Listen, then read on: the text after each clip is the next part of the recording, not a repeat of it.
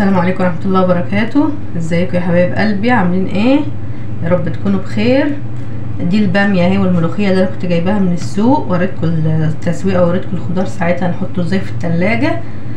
الباميه دي بقى انا كنت جايباها عشان افرزها نحطها في الفريزر للي هم بيحبوا يسهلوا على نفسهم الاكل يعني، ويحبوا يسهلوا على نفسهم الطبخ، تبقى الحاجات دي جاهزه. وكمان ممكن تبقى تفريزات لرمضان قبل ما الباميه تخلص. 2 كيلو باميه، وجبت الملوخيه دي وهننضفها بقى ونفرزها مع بعض. الباميه هغسلها، هوريها لكم بعد ما اغسلها كده ونقمعها. والملوخيه هقطفها، وما بغسلش الملوخيه غير بعد التقطيف. انما الباميه لازم تتغسل قبل التقميع، عشان الباميه ما ينفعش بعد ما تقمعيها تغسليها، عشان بس ما تنزلش الحاجات اللزجه اللي فيها دي، بيبقى فيها ماده كده ما تنزلش منك. فتغسل وبعدين تتقمع بعد ما تتغسل، ما ينفعش تقمع قبل ما تتغسل. هروح اغسلها بقى واجي. اهي الباميه اهي ما شاء الله، غسلتها غسله كويسه قوي، مرتين 3 كده، غيرت لها الميه كذا مره لحد ما بقت نظيفه كده وزي الفل. هنقمعها بقى. انا طبعا عارفه ان انتوا كلكم بسم الله ما شاء الله شاطرين وعارفين التقميع ازاي، بس انا برضو هقمع كام واحده كده. يمكن بناتي مثلا، حد من بناتي الصغيرين اللي لسه بيتعلموا الطبخ مثلا عايزين يعرفوا طريقه التقميع، برضو نعرفهم. نمسكها كده اهي، ونحط السكينه تحت العنقود بتاعها كده، ونلف صوت يبقى بالمنظر ده. والحته الرفيعه دي بنشيلها. لو انتي اللي هتطبخي في نفس اليوم مش هتشيلها في الفريزر، بتعملي فتحه كده في النص من عند الحته الصغيره دي. انما عشان احنا هنفرزها مش هنعمل الفتحه دي. تمام كده. نعمل كمان برضو واحده هي كبيره شويه عشان تبان. نمسكها من عند هنا، من عند العنقود بتاعها كده كده، ونلف كده بالراحه. ما نشيلش من الماء اهي، ما نشيلش من الباميه نفسها، نشيل الحته الرفيعه بالطريقه دي اهي. كمان واحده اهي برضو كده. العنقود ده بتعملي سن السكينه وراه كده، وتلفي بالراحه كده اهو، بيطلع معاكي سهل. وتشيل الحته الصغيره دي بالطريقه دي كده. هروح بقى اقمع الباميه كلها، واقطف الملوخيه كلها، واغسلها واخرطها كمان، ونيجي مع بعض بقى اوريكم طريقتي في التخزين. الباميه اهي والملوخيه اهي غسلتها ما شاء الله، ونشفتها تنشيفه حلوه اهي. بس عايزه اوريكم حاجه بقى في تخريط الملوخيه، طريقه هتسهل عليكم قوي خرط الملوخيه. هتجيبوا بقى الكيس كده بلاستيك زي كده بتوع اللبن، وتحطي عليه، تمليه ملوخيه كده.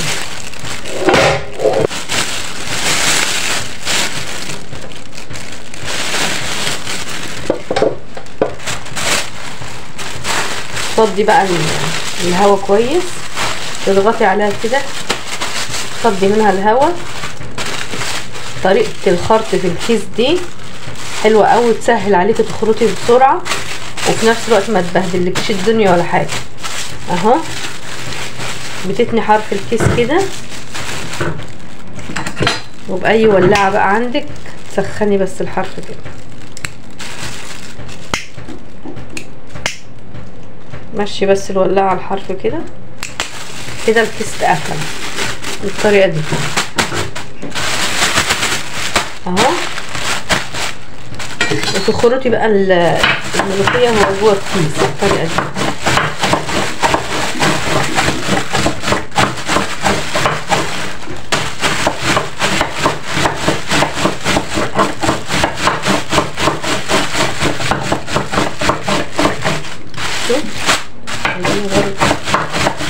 تخرطي بالطريقه دي.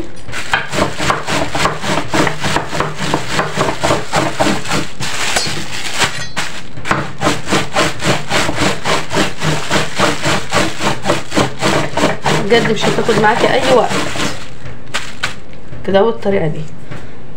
الملوخيه اللي خرطتها، وهقولك بقى على طريقتين لتخزين الملوخيه. الطريقه الاولى اللي هي متخرطه زي كده، والطريقه التانية اللي احنا بنغليها بقى في غلوه في ميه ونضربها في الخلاط. حطيت هنا انا حله اهو فيها ميه تغلي، وحله هنا كمان فيها ميه بتغلي الملوخيه، ودي للباميه. هنحط بس معلقه سكر بالطريقه دي،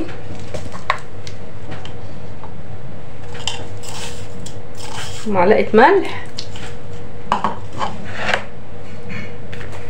ودي الباميه بتاعتي اهي، بنزل بيها بس الميه دي كده اهي.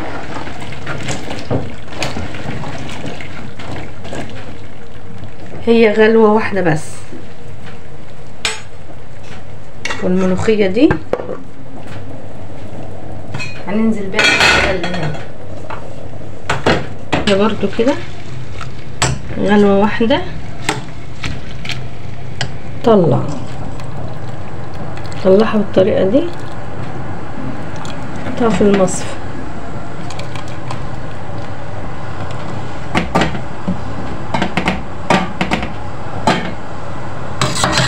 دي بقى الطريقه التانية للملوخيه. انا بحب المتخرطه اكتر، بس دي برضو طريقه ممكن حد يستسهلها شويه ويعملها. اهي كده بعد ما طلعناها من الميه اللي بتغلي، بننزل عليها بميه متلجه اهي، سقعت اهي. ودي المتخرطه معانا. هنجيب بقى شفشق الخلاط ونحط فيها اللي هي اديناها غلوه دي، ونحطها في الخلاط وعليها شويه ميه صغيرين، او نديها ضربتين 2 بس في الخلاط كده، ما نعملهاش ناعمه قوي. هوريها لكم دلوقتي.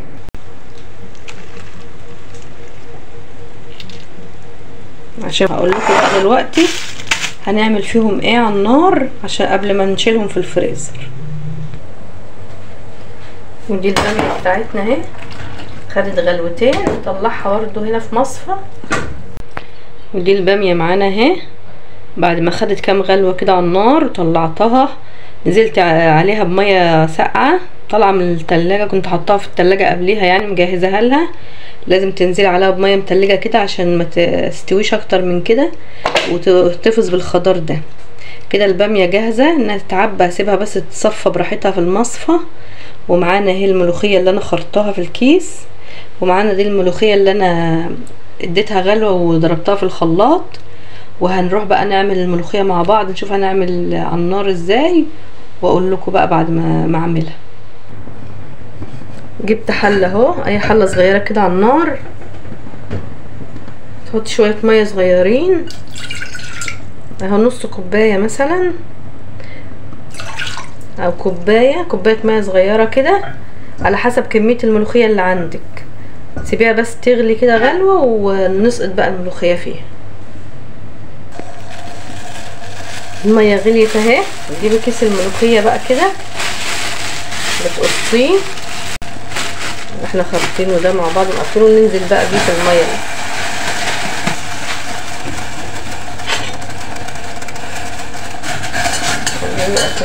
هي غلوه واحده بس.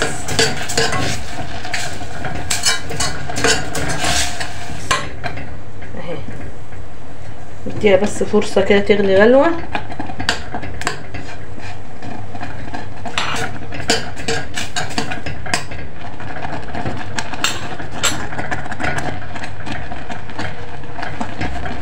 اهي غليت كده غلوه اهي. ناخدها بقى كده. الملوخيه اللي كانت مخروطه اهي المنظر ده.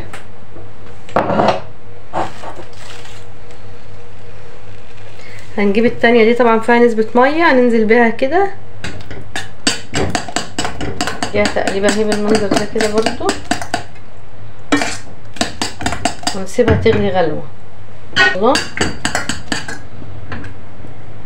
اهي. اول ما تلاقوها غليت معاكم كده بكبكت كده، خلاص كده تطفوا عليها.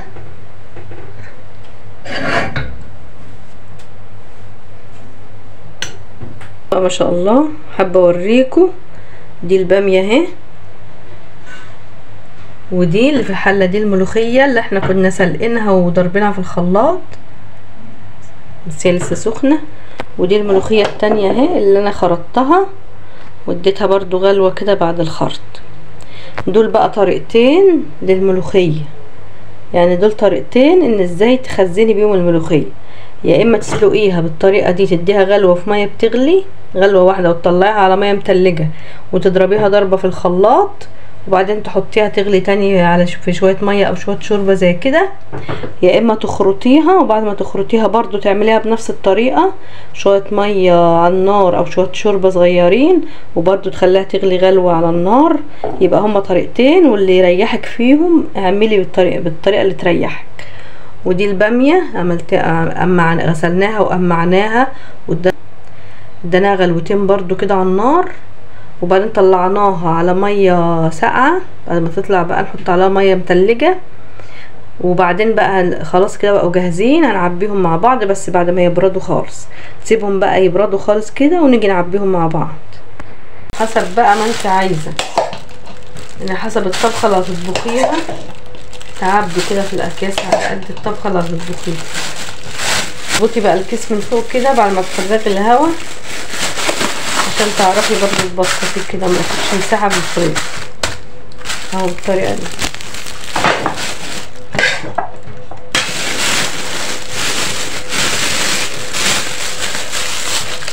فرغي الهواء خالص كده، تربطيه برضه من فوق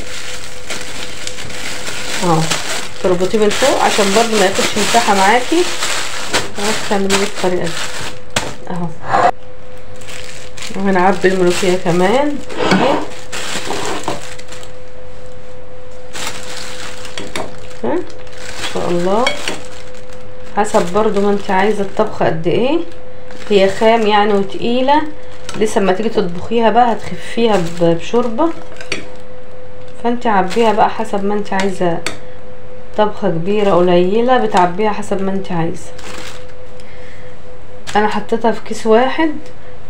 لو عايزين طبخه كبيره ممكن تاخدي الكيس كله كده على بعضه وتعمليه. لو عايزه الطبخه صغيره وهو كده كده يبقى مجمد، ممكن تمسكيها تكسريها كده وهي متجمده، تاخدي نصها وتسيبي نصها برضو في الكيس زي ما هو في الفريزر.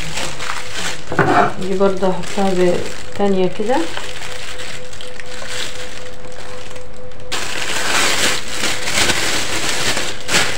فرغي برضو الهواء كده منها